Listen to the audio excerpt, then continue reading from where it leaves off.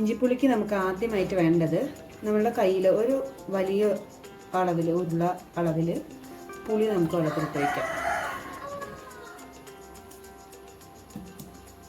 അതവിടെ വെള്ളത്തിൽ കുതിർന്നോട്ടെ. ആ സമയം കൊണ്ട് നമുക്ക് ഏകദേശം 50 ഗ്രാമിൽ കൂടുതലുണ്ട്. നമുക്ക് ഈ ഇഞ്ചി ഒന്ന് ചെറുതായിട്ട് കട്ട് ചെയ്തെടുക്കാം.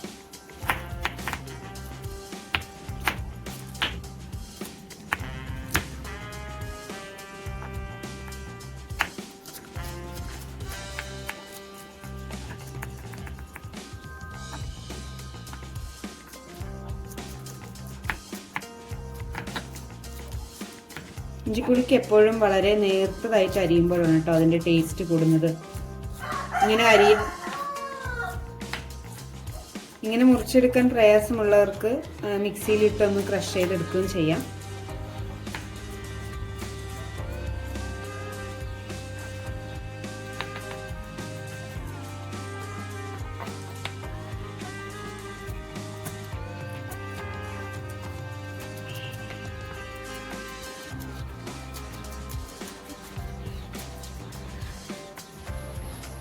അങ്ങനെ നമ്മുടെ ഇഞ്ചി നമ്മൾ നല്ല ചെറുതായിട്ട് അരിഞ്ഞു വെച്ചിട്ടുണ്ട്.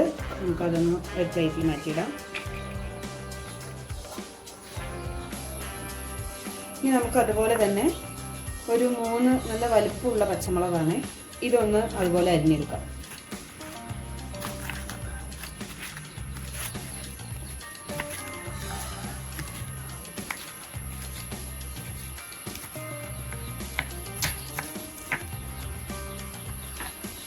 നമ്മുടെ ഈ പുളിവെള്ളത്തിലോട്ട് നമുക്കൊരു ചെറിയ പീസ് കായം കൂടി ഇട്ട് വയ്ക്കാം കേട്ടോ.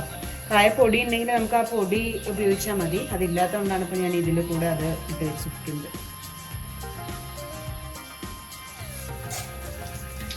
അപ്പോൾ നമുക്ക് ആദ്യം ഇതിലോട്ട് വറുത്തെടുക്കാൻ ആവശ്യമായിട്ടുള്ള സാധനങ്ങളാണിത്. നമ്മുടെ വറ്റൽമുളക്, കടലപ്പരിപ്പ്, ഉഴുന്നുപരിപ്പ്, ഉലുവ, കടുക്, കൂടാതെ നമ്മുടെ കറിവേപ്പില. ഇത്രയും സാധനങ്ങൾ നമുക്ക് വറുത്തെടുക്കാൻ വേണം. അപ്പോൾ നമുക്കിനി കിച്ചണിലോട്ട് പോകാം. അപ്പോൾ നമ്മുടെ അടുപ്പ് പിടിപ്പിച്ചിട്ടുണ്ട്. നമുക്കതിലേക്ക് ചട്ടി വെച്ച് കൊടുക്കാം.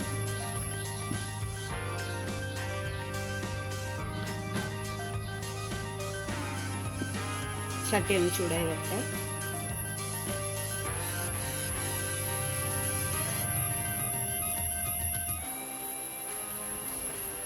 വെളിച്ചെണ്ണ ഒഴിച്ചെടുക്കാം നമുക്ക് അതിലോട്ട്.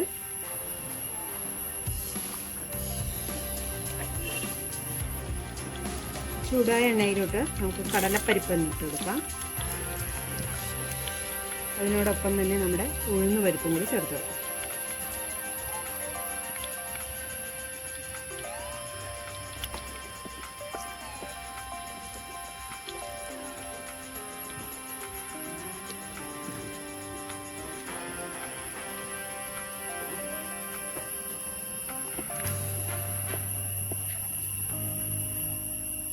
ഇത് രണ്ടും ഒന്ന് ചെറുതായി മൂത്ത് വന്നിട്ടുണ്ട്. നമുക്ക് നമ്മുടെ ബാക്കി ഉലുവ, കടുക്, മുളക് എന്നിവ ചേർക്കാം.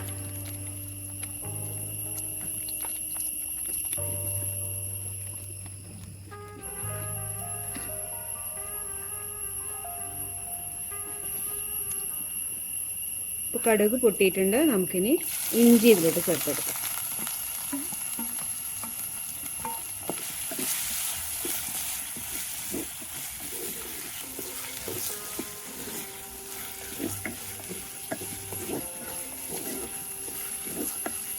ഇഞ്ചി ഒന്ന് നന്നായി മൂത്ത് വരട്ടെ. അതുവരെ നമുക്ക് ഇളക്കി കൊടുക്കാം കേട്ടോ.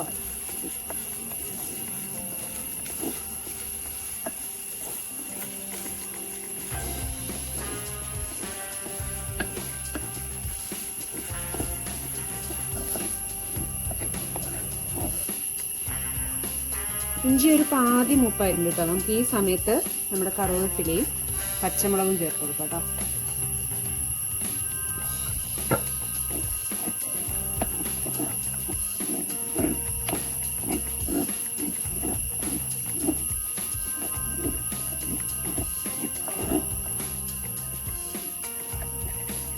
നമ്മളുടെ ഇഞ്ചി നന്നായിട്ട് മൂത്ത് വന്നിട്ടുണ്ട്. ഇഞ്ചിയും പച്ചമുളകും എല്ലാം നമുക്കിനി ഇതിലോട്ട് പൊടികൾ ഇട്ട് കൊടുക്കാം കേട്ടോ.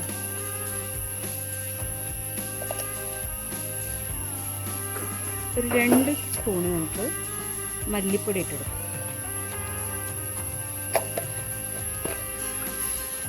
മുളക് പൊടി നമുക്കതുപോലെ ആവശ്യത്തിന് ഇട്ടാൽ മതി, കാരണം നമ്മൾ അത്യാവശ്യം പച്ചമുളക് ഇട്ടിട്ടുണ്ട്, അതിൻ്റെ ഒരു എരിവുണ്ടാവും. അതുകൊണ്ട് നമുക്കൊരു 1 സ്പൂൺ അളവിൽ മുളക് പൊടി, 1/4 ടീസ്പൂൺ മഞ്ഞൾപ്പൊടി. ഈ പൊടികളൊന്ന് നന്നായിട്ട് മൂക്കുന്നത് വരെ നമുക്ക് ഇളക്കി കൊടുക്കാം.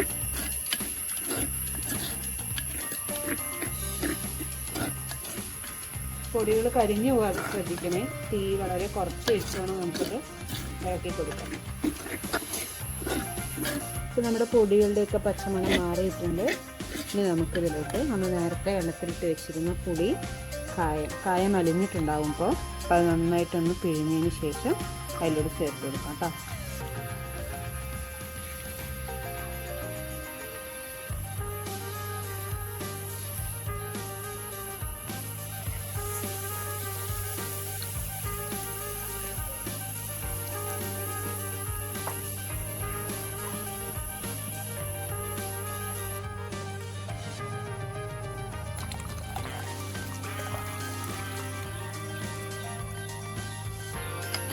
നമ്മളിങ്ങനെ ഇഞ്ചിപ്പുളി വയ്ക്കുമ്പോൾ എപ്പോഴും കറുത്ത പുളി എടുക്കുകയാണെങ്കിൽ ഇഞ്ചിപ്പുളി നല്ല കളറായിട്ട് കിട്ടും കേട്ടോ.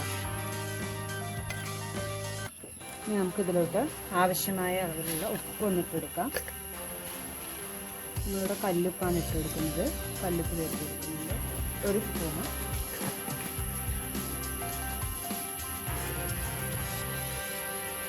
കൂടാതെ ആ പുളിയും ഉപ്പും ഒന്ന് ബാലൻസ് ചെയ്യാൻ ഒരു ശർക്കര ഇട്ട് കൊടുക്കും. ഇനി ഇതൊന്ന് നന്നായി തിളച്ചൊന്ന് കുറുകി വരണം. അതുവരെ നമുക്കൊന്ന് അടച്ച് വെച്ച് അടുപ്പ് നന്നായി കത്തിച്ചെടുക്കാം കേട്ടോ.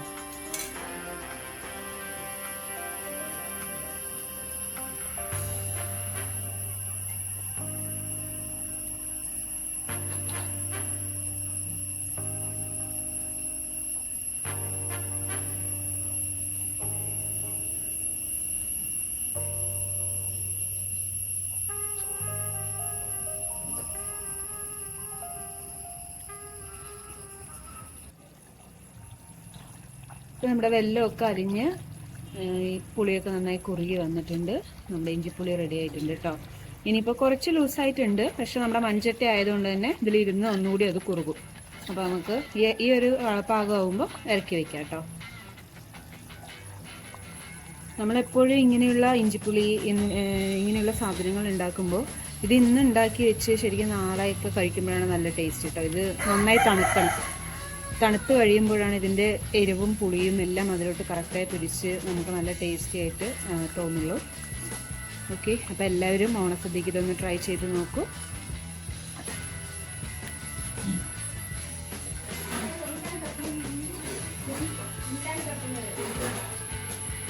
ഒരുപാട്